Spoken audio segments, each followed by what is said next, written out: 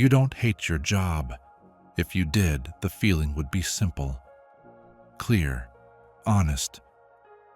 You would wake up angry, or you would quit. But that's not what's happening.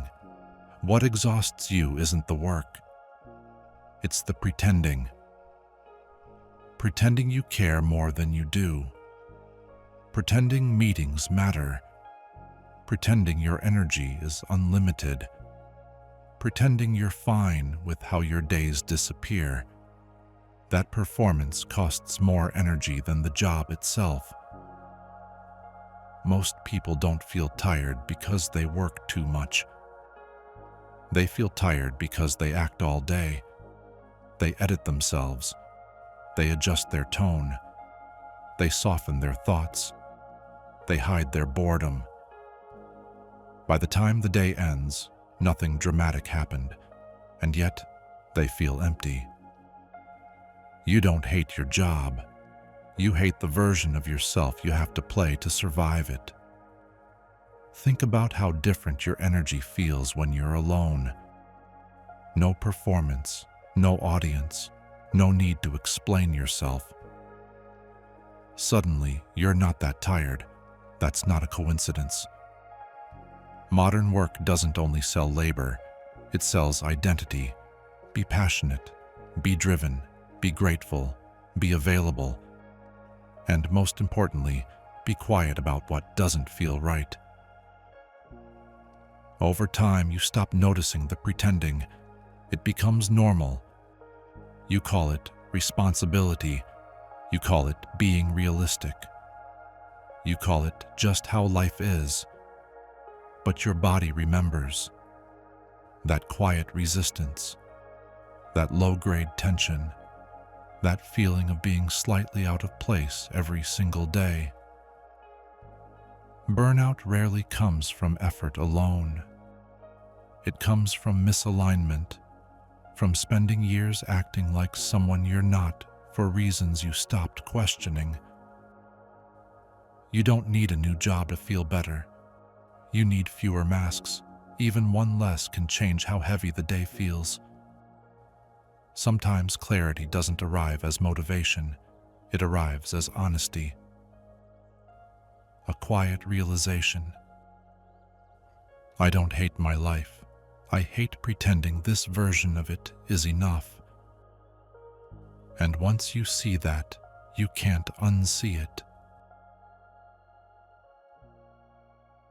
There's a reason weekends feel shorter than they should.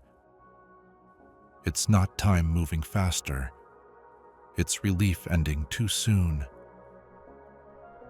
During the week, your energy isn't spent on tasks.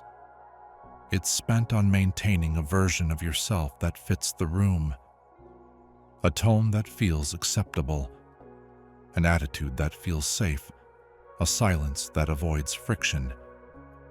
That kind of effort doesn't show up on schedules, but it drains you all the same. You start measuring life in survival units.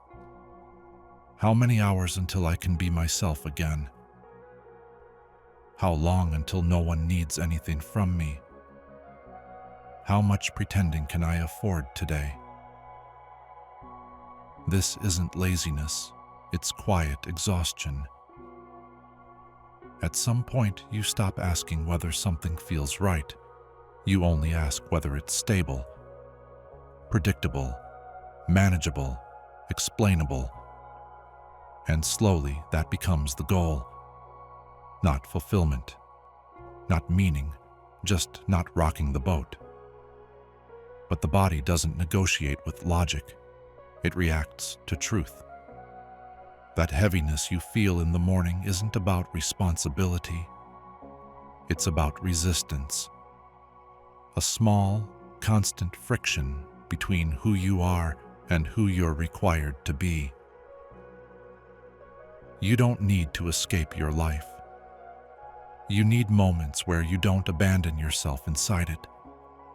Moments without performance, without justification, without the need to appear okay, even briefly. Because pretending doesn't always look like lying. Sometimes it looks like smiling, nodding, agreeing, staying quiet, and telling yourself it's easier this way. But ease that costs your voice isn't ease. It's erosion. Slow, subtle, and hard to notice until you're too tired to remember what you were protecting in the first place. And that's the part no one warns you about. You don't wake up hating your job. You wake up feeling distant from yourself.